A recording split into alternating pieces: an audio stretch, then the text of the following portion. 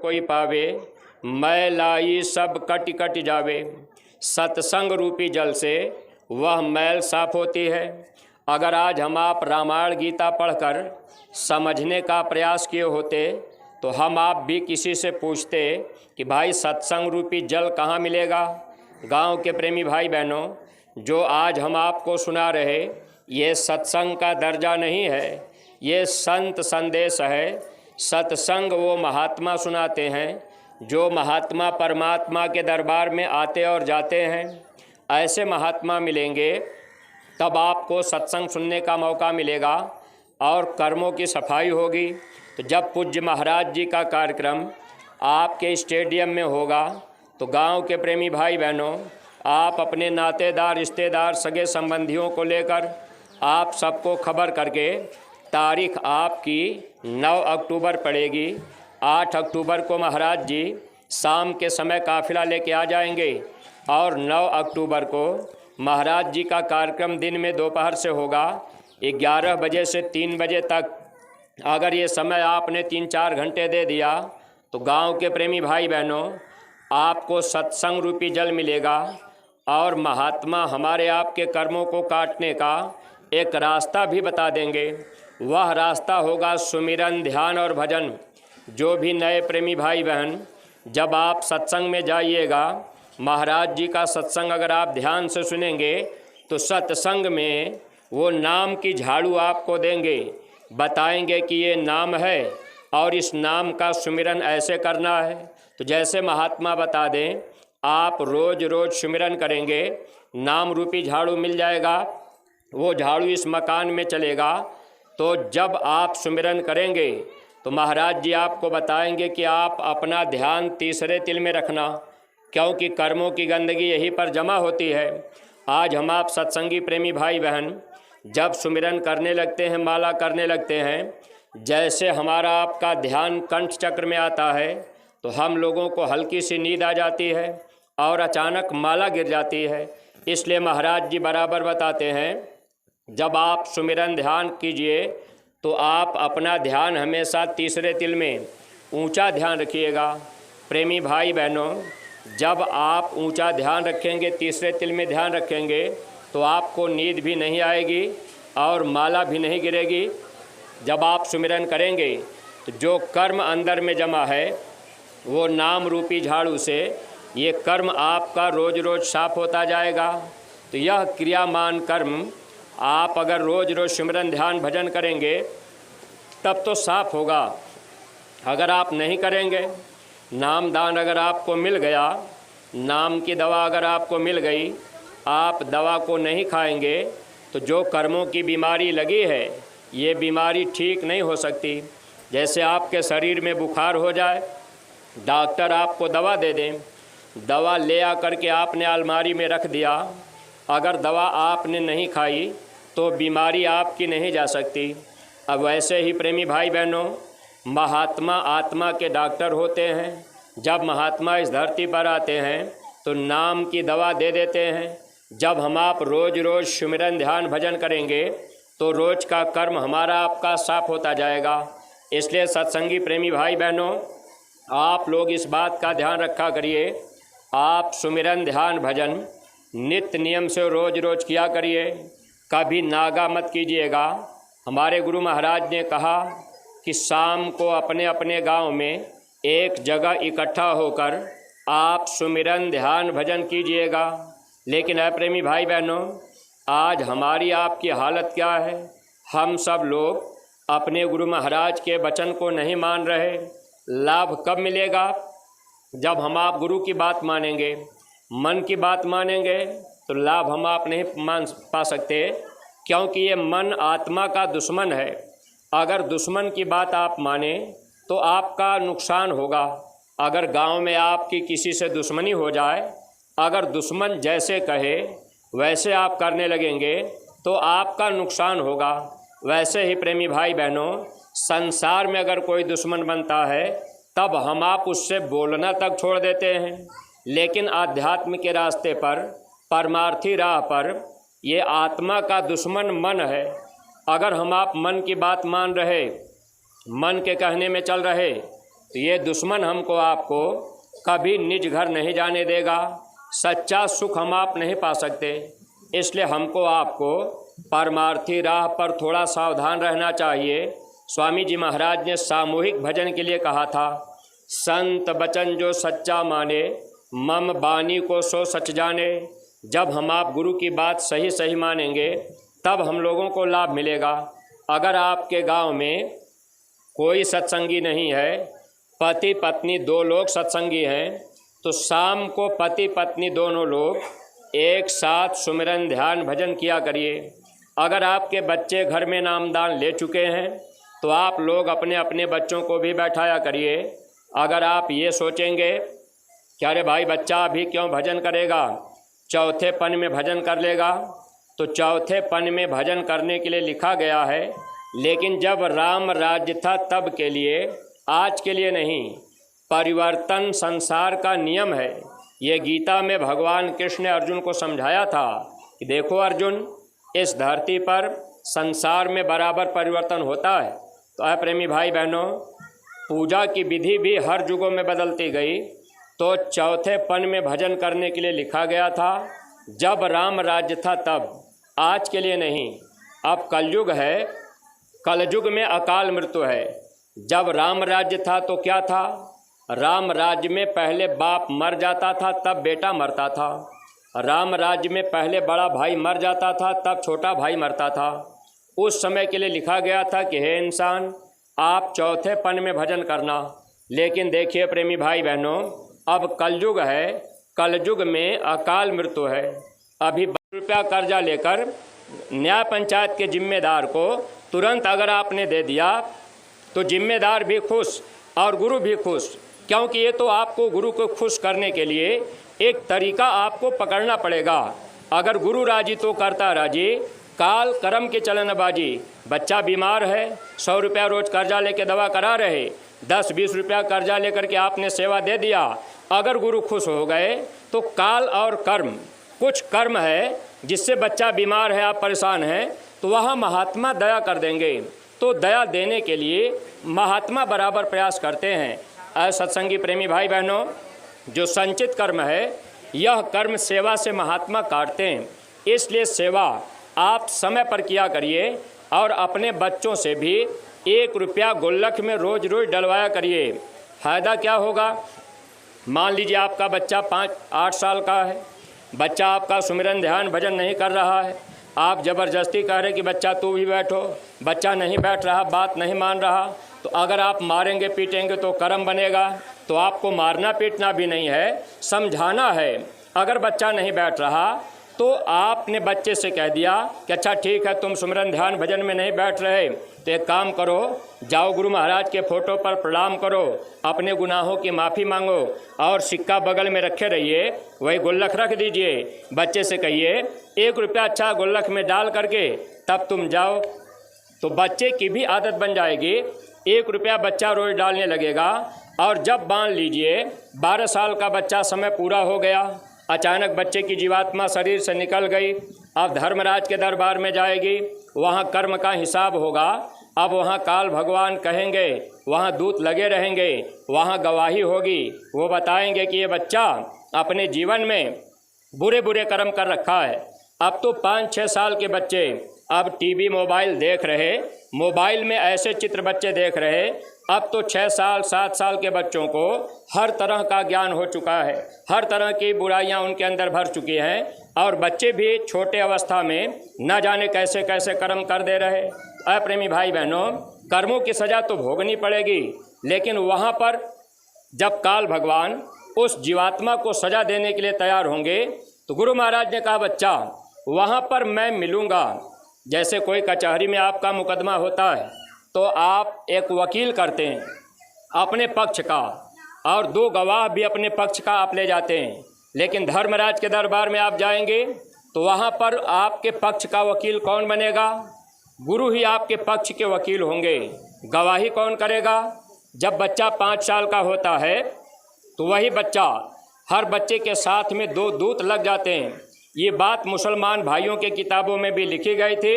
इस जिस्म के दोनों कंधे पर 2 फरिश्ते बैठ करके नेक और बद कर्मों को लिखते रहते हैं। अच्छा बुरा जो भी कर्म हम आप करेंगे वो सब हमारा आपका लिखा होगा।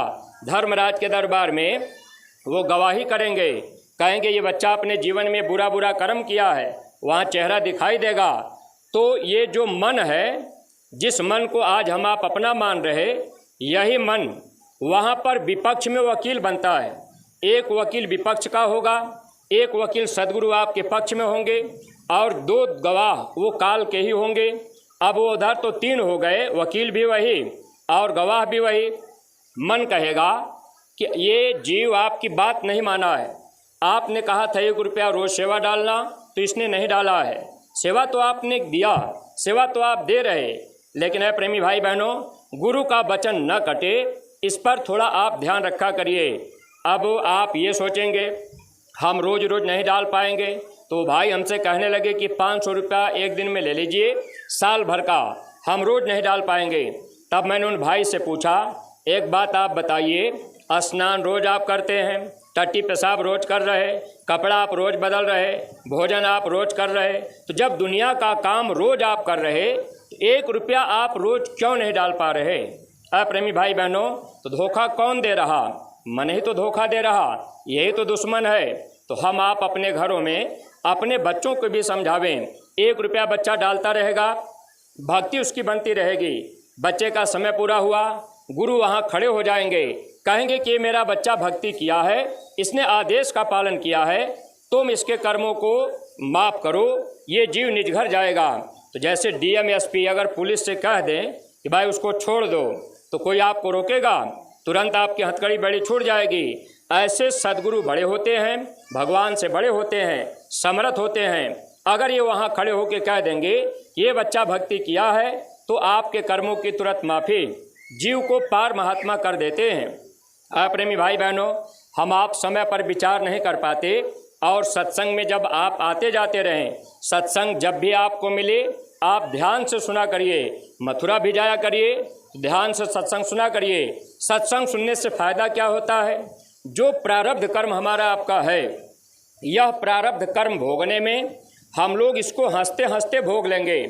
अगर आप सत्संग ध्यान से नहीं सुन पाए, प्रारब्ध कर्म भोगना पड़ेगा, तो आप रोने लगेंगे, चिल्लाने लगेंगे, गुरु दरबार छोड़ देंगे, मथुरा आना जाना छोड़ देंगे, संगत की सेवा आप छोड़ देंगे, कहेंगे कि भाई हमारा तो जवान बेटा मर गया, गुरु महाराज ने दया नहीं किया। तो अगर आपके प्रारब्ध में लिखा है कि आपका जवान बेटा मरेगा, तो वो तो आपको भोगना है। जब आप सत्संग सुनेंगे तो आप रोएंगे नहीं, हंसते हंसते कर्म को भोग लेंगे। और सत्संग सुनने से मनुष्य के बुद्धि में विवेक आता है। तो जो क्रियामान कर्म है ये बढ़ता नहीं है। ये क्रियामान कर्म कैसे बढ़ जाता है? जैसे आपके प्रारब्ध में लिखा है, आपके घर में बच्चा पैदा हुआ, बच्चा बड़ा हो गया, आपने बच्चे की धूमधाम से शादी किया, अब घर में बहू आ गई, आपने अरमान सजाया है कि हमारे घर में बहू रहेगी, बेटा रहेगा, हमारी बहू सेवा करेगी, हम सुख आराम से जीवन बिताएंगे। लेकिन है प्रेमी भाई बहनों, अगर कहीं सास और बहू का लेना देना है, आपके अंदर इच्छा है कि बहू मेरी पैर दबाएगी, तेल मालिश करेगी, कपड़ा कचार देगी, अब आपकी इच्छा है, आप सास हैं वो बहू है, लेकिन कर्मों का लेना देना है। अगर प्रारब्ध में नहीं लिखा है, प्रारब्ध में लिखा है कि बहू आपकी सेवा नहीं करेगी, बहू आपको कड़वा वचन बोलेगी, तो बहू तो कड़वा वचन बोलेगी क्योंकि वो प्रारब्ध कर्म है, तो आपको भोगना पड़ेगा। लेकिन अगर आप सत्संग ध्यान से नहीं सुन पाए, बहू ने कड़वा वचन बोल दिया, अब आपको बात लग गई, अब आप मोहल्ले में इनके घर उनके घर जाके कह देंगे कि हमने तो सोचा कि बहू आएगी, हम सुख से जीवन बिताएंगे, बहू मेरी ऐसी निकल गई, उसने हमको ऐसा कह दिया, ऐसी बहू न रहे तो ठीक है। अब आपने 10 घर में शिकायत किया, तो ये क्रियामान कर्म आपने अपने ऊपर नया बना लिया। प्रेमी भाई बहनों, ये कर्म फिर आपको भोगने के लिए जन्म लेना पड़ेगा। इसलिए जो गुरुमुखी होते हैं, जो सत्संगी होते हैं, जो गुरु की बातों को पकड़ लेते हैं, तो आप अपने प्रारब्ध को हंसते हंसते भोग लीजिए। घर में बहू खराब निकल गई, बेटा खराब हो गया, बात नहीं मान रहा, तो आप अंदर अंदर गुरु महाराज से रोइए कि मालिक मेरे प्रारब्ध में यही था, ठीक है मालिक, किसी तरह से मेरा जीवन बीत जाए। लेकिन प्रेमी भाई बहनों, आप अपने बहू की, बेटे की अगर निंदा आलोचना करके आपने नया कर्म बना लिया तो फिर तो आपको जन्मना पड़ेगा। तो सत्संग में जाने का लाभ क्या मिल पाया? तो सत्संगी प्रेमी भाई बहनों, सत्संग में जा लेना, मथुरा पहुंच जाना, ये बहादुरी नहीं है। बहादुरी तो ये है कि आप गुरु के वचनों को पकड़िए और पकड़ करके गुरु के वचनों पे चल पड़िए, ताकि आपका काम इसी जन्म में बन जाए। वरना प्रेमी भाई बहनों, ये जीवन हमारा आपका ऐसे धोखे में धीरे धीरे निकला चला जा रहा। तो गुरु महाराज ने कहा भी था कि बच्चा, ये सेवा मैं जानबूझ करके जारी रखूँगा, चाहे तुम सेवा रो करके करो या हंस करके करो। तो सेवा करने से महात्मा हमारे आपके हर तरह के कर्मों को काटते हैं। सत्संग भी जरूरी है, सेवा भी जरूरी है। तो सत्संगी प्रेमी भाई बहनों, इस समय हम लोगों के लिए तन की सेवा सर्वोपरि है। जैसे आप विचार कीजिएगा, इस समय हम लोगों के लिए सबसे मुख्य काम क्या है? महाराज जी का काफिला आपके जिला हरदोई में एक कार्यक्रम होगा। महाराज जी आपके यहाँ आएंगे, आपके घर में शादी पड़ती है, तो आप पहला काम क्या करते हैं? पहला काम आपका ये होता है, जैसे ही शादी की लगन रख दी गई तो आपका जो खास रिश्तेदार होता है, जो नज़दीकी रिश्तेदार होता है, वहाँ आप पहले सूचना दे देते हैं, निमंत्रण देते हैं कि भैया फलाने दिन हमारे घर में शादी की लगन पड़ गई है, देखिए इस तारीख में आप कोई लगन मत रखिएगा, इस तारीख में आपको परिवार सहित आना है, क्योंकि आपका वहाँ प्रेम है। प्रेमी भाई बहनों, ऐसे ही जब पूज्य महाराज जी आपके यहाँ आएंगे, न जाने कितने जीवात्माओं की शादी होगी, न जाने कितने रूहों को नामदान महापुरुष देंगे। उसमें कोई हिंदू मुसलमान सिख ईसाई का भेदभाव नहीं है, क्योंकि आत्मा की कोई अलग अलग जाति नहीं है। जब हम आप उस मालिक के तरफ से यहाँ भेजे गए, जब हम आप माँ के गर्भ में आए, गर्भ के बाहर आए, तो जब हम आप रो रहे थे, कहाँ कहाँ करके चिल्ला रहे थे, तो उस समय हिंदू का बच्चा हिंदी में अगर रो रहा था तो मुसलमान का बच्चा उर्दू में नहीं रो रहा था, अंग्रेज का बच्चा अंग्रेजी में नहीं रोता है। प्रेमी भाई बहनों, ये जाति बिरादरी, धर्म और मजहब हम लोगों ने कर्मानुसार बना लिया। तो जब महात्मा पूरे मिलते हैं तो मानवता और इंसानियत का संदेश देते हैं। हम आप इंसान हैं, इंसान इंसान के काम आ जाए। तो आपका पहला काम क्या है? आपको मानवतावादी बनना पड़ेगा। यानी महाराज जी का काफिला आएगा, उसके आने के पहले तारीख, तो काफिला आने के पहले तारीख आपको आज जानकारी हो गई। 9 अक्टूबर की तारीख है, 8 अक्टूबर को महाराज जी आ जाएंगे। इसके पहले आपको क्या करना है? प्रत्येक सत्संगी प्रेमी भाई बहन एक एक गांव को गोद ले लीजिए। अगर अभी तक आपने गांव गोद नहीं लिया है तो अब आपको मौका है। अगर आपने गांव गोद ले लिया और उस गांव में अभी आपको समय मिल रहा है 1.5 महीना, पौने 2 महीना का, तो आप लोग एक गांव गोद लेकर माताएं बहनें अपने नियम बना लीजिए, टोली बना लीजिए। आप अगर ज़्यादा समय नहीं दे पा रही तो हफ्ता में एक दिन जिस गांव को आपने गोद लिया है उस गांव में चले जाइए, और गांव में माताएं बहनें जिस गांव को आपने गोद लिया है उस गांव का कोई घर मत छोड़िएगा। जन जन तक आपको संदेश पहुंचाना है।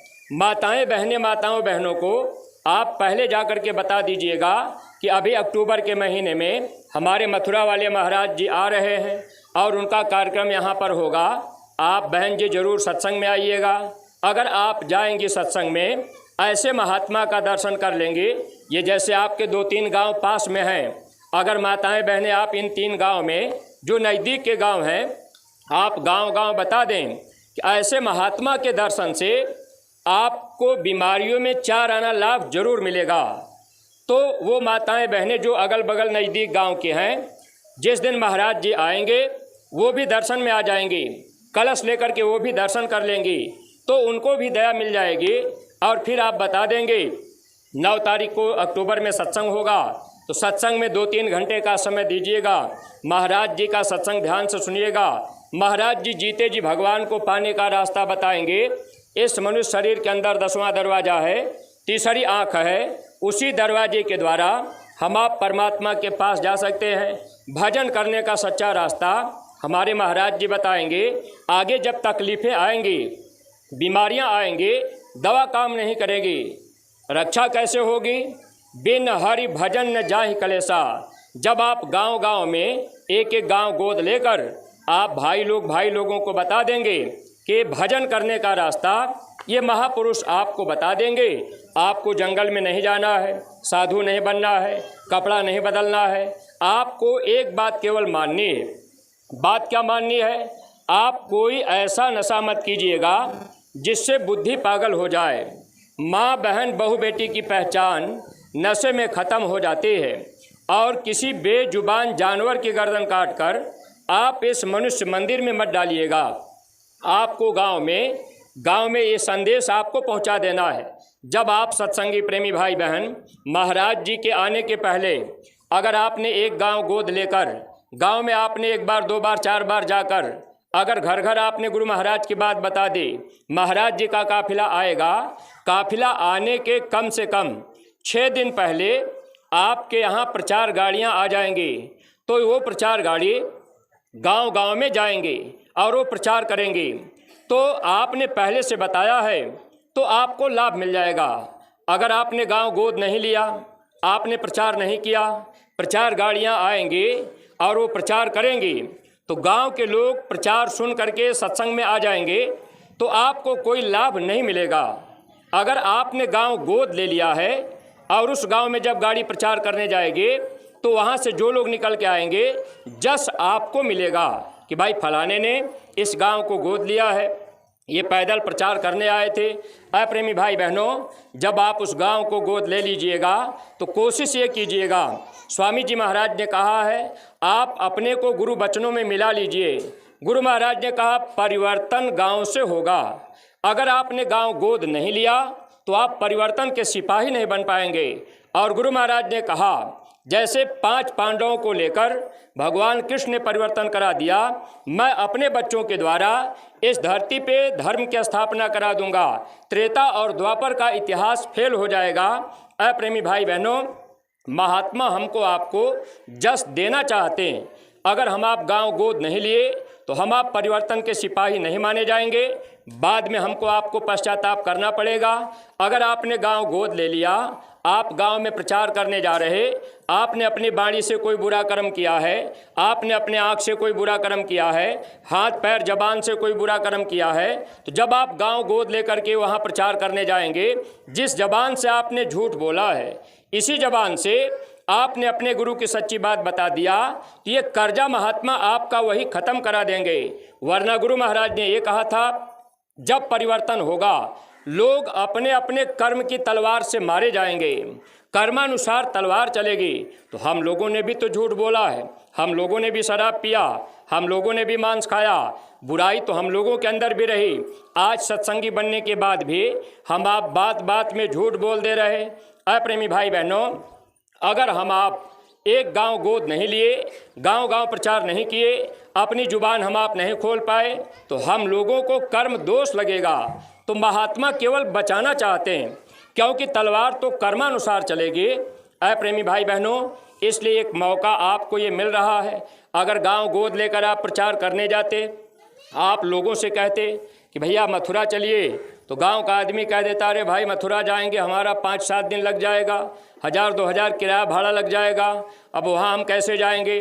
लेकिन जब आप गांव गोद ले लेंगे और महाराज जी जब यहाँ आएंगे, जब आप ये कहेंगे कि भैया बस 2-3 घंटे के लिए चलना है, वहाँ भंडारे का प्रसाद भी मिल जाएगा, दर्शन भी मिल जाएगा, सत्संग भी मिल जाएगा और आपको ऐसी दौलत मिल जाएगी कि आपको नरकों में 84 में नहीं जाना होगा, कुत्ता सुअर बिल्ली घोड़ा गधा नहीं बनना होगा।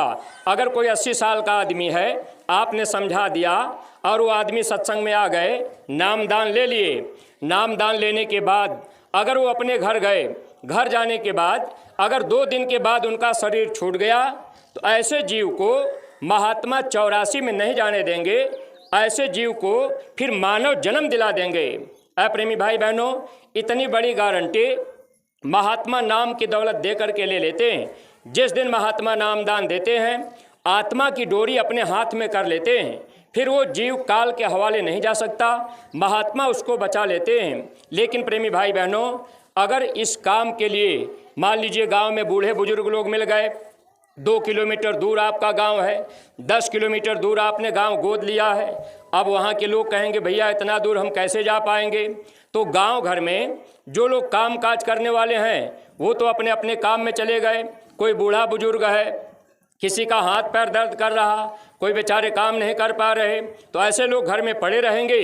अगर आपने ऐसे लोगों के लिए कह दिया कि भैया आप तैयार रहिएगा, गांव में कोई ट्रैक्टर टाली है तो उनसे बात कर लीजिएगा कि भैया आप अपनी टाली लगा करके इतने लोगों को टाली में बैठा कर आप वहां सत्संग में 11 बजे तक आ जाइएगा, जो डीजल लगेगा वह पैसा हम देंगे।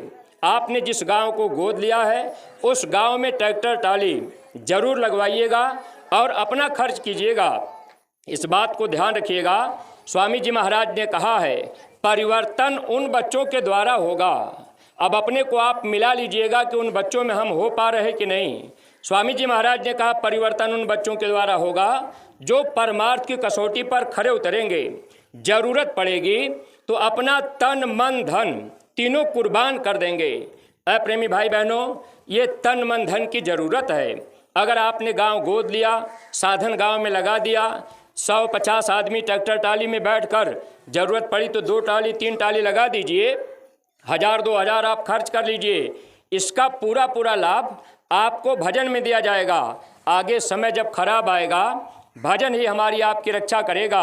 सत्संगी प्रेमी भाई बहनों, जब लोग सत्संग में आएंगे, सत्संग सुनेंगे, लोगों का विचार बदलेगा, लोग बुराई से हटने लगेंगे, मांस मछली अंडा शराब इनसे लोग दूर होंगे। तो जो भी गांव के प्रेमी भाई बहन हैं, आप नए लोगों से मेरी प्रार्थना है कि देखिए हम आपका बहुत ज़्यादा समय नहीं लेंगे, गर्मी भी पड़ रही है और आप काफ़ी समय से बैठे हुए हैं। तो प्रेमी भाई बहनों, ये तो आपके यहाँ अचानक ये जगह देखना था इसलिए यहाँ आना हो गया। वैसे तो हम बदायूं से जाने वाले मथुरा थे, 150 किलोमीटर वहाँ से मथुरा था, लेकिन इधर हम 220 किलोमीटर बढ़ कर के आए केवल एक स्थान देखने के लिए। और आप लोगों का प्रेम प्यार रहा।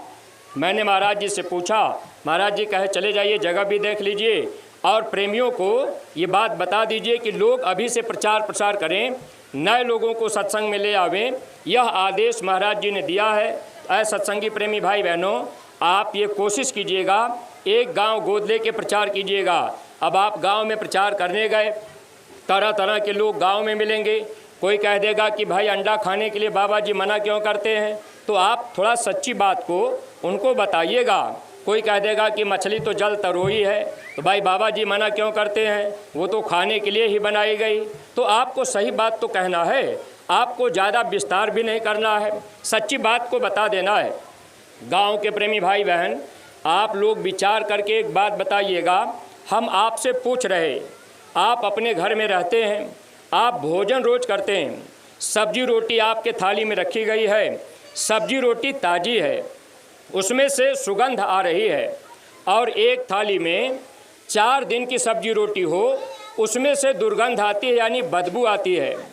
तो सब्जी रोटी वो भी है और सब्जी रोटी वो भी है। 4 दिन की सब्जी रोटी है तो बदबू आ रही, और ताज़ी रोटी सब्जी है तो उसमें से खुशबू आ रही है। तो आप एक बात विचार करके बताइएगा कि भोजन करना तो ज़रूरी है, लेकिन आप बदबूदार भोजन करेंगे या खुशबूदार भोजन करेंगे? खुशबूदार करेंगे। तो सब आदमी खुशबूदार भोजन चाहता है, कोई आदमी बदबू पसंद नहीं करता है। लेकिन प्रेमी भाई बहनों, आज हम आप विचार नहीं कर पाए। अगर महात्मा के सत्संग में आना जाना होता तो हम लोग अपने बुद्धि से विवेक से विचार करते और हम आप बुराइयों की तरफ न जाते, अशुद्ध आहार का हम आप त्याग कर देते। आप गांव के प्रेमी भाई बहन, जब आप खुशबूदार भोजन पसंद करते हैं, बदबूदार भोजन आप नहीं पसंद करते, तो आप अच्छी तरह से कभी परीक्षा कीजिएगा। एक लौकी आप अपने हाथ में ले लीजिए और एक हाथ में आप मछली पकड़ लीजिए। लौकी वाले हाथ को अपने नाक के पास ले जाइएगा और मछली वाले हाथ को अपने नाक के पास ले जाइएगा। बदबू किससे आएगी? मछली से। फिर भी आज हम आप अज्ञानता में ये आहार करने लग गए, क्योंकि महात्मा नहीं मिले, सत्संग नहीं मिला। इसलिए गांव के प्रेमी भाई बहनों, आपसे केवल शाकाहारी रहने की प्रार्थना है। अगर जाने अनजाने में या जिह्वा के स्वाद में या संगी दोस्त यार मित्र के कहने पर अगर आपने कुछ खा पी लिया है तो कोई बात नहीं, लेकिन महात्माओं ने लिखा है सन्मुख हो ही जीव मोहि जबहि, जन्म कोटि अवनाशहि तबहि, पहले पाप कमाए कर विष की बाधी पोट, कोटि करम पल में कटे जब आवे गुरु ओट। ऐसे महात्मा आपके नज़दीक में आ रहे, अगर आप सत्संग में चले जाएंगे, आपके अंदर कोई बुराई आ गई, आप शराब छोड़ना चाहते हैं, मांस छोड़ना चाहते हैं, तो आप सत्संग में बैठ जाइएगा। महाराज जी के कार्यक्रम में आप सामने बैठिएगा, आपकी नज़रें महाराज जी की नज़रों से मिलती रहें, आप महाराज जी को देखते रहिएगा और सत्संग ध्यान से सुनते रहिएगा।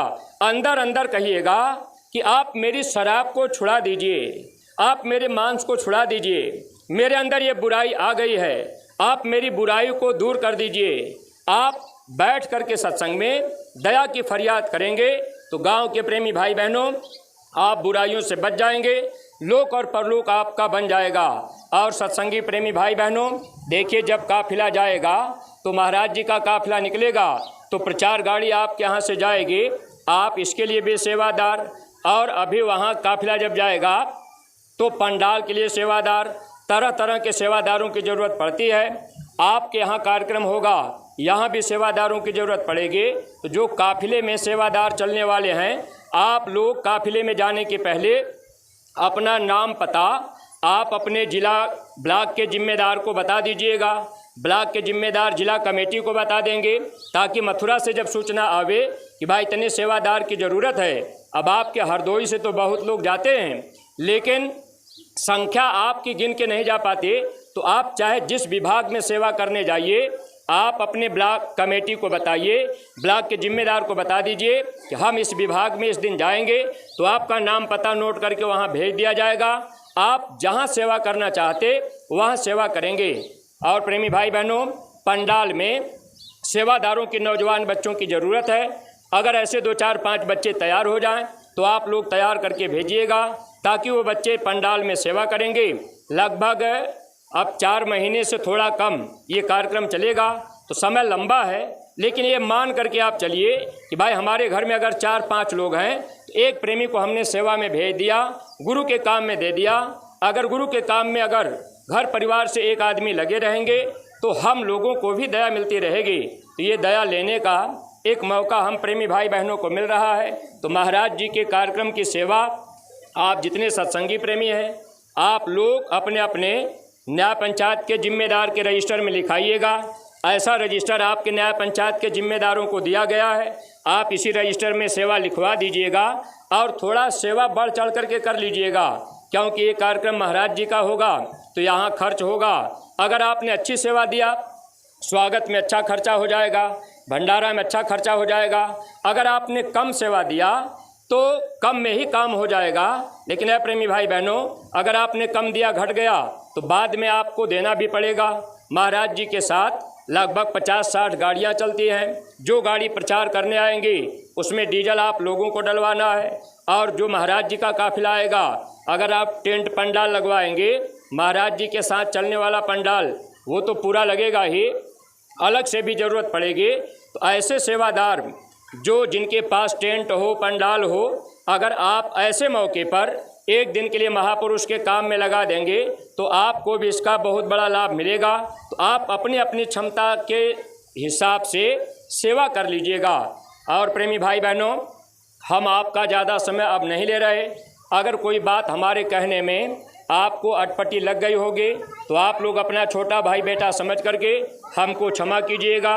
और देखिए प्रेमी भाई बहनों, हमारे गुरु महाराज के दरबार मथुरा में लगभग 3-4 हज़ार गाय बैल सांड़ बेचे नहीं जाते हैं। स्वामी जी महाराज ने ये कहा था, ये मेरी प्यारी गाय हैं, मैं इनको बेचूंगा नहीं, भीख मांग के खिला लूँगा।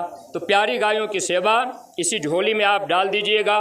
गांव के जो नए प्रेमी भाई बहन होंगे, आप झोली को प्रणाम कर लीजिएगा। कोई आपको ज़रूरी नहीं कि आप सेवा दें। हमारे गुरु महाराज ने मथुरा के मंदिर में दान पेटी पे लिखवाया है, मांस मछली अंडा शराब खाने पीने वाले लोग इसमें पैसा न डालें, अति कृपा होगी। तो गांव के प्रेमी भाई बहनों, आपकी सेवा शाकाहारी होने पर कबूल कर ली जाएगी। लोक परलोक का दोनों लाभ आप उठाइएगा। ये मौका हमको आपको मिला हुआ है। सब लोग प्रेम के साथ मालिक के पावन नाम का उच्चारण करेंगे। जय गुरुदेव। मेरे प्यारे गुरु दातार मंगता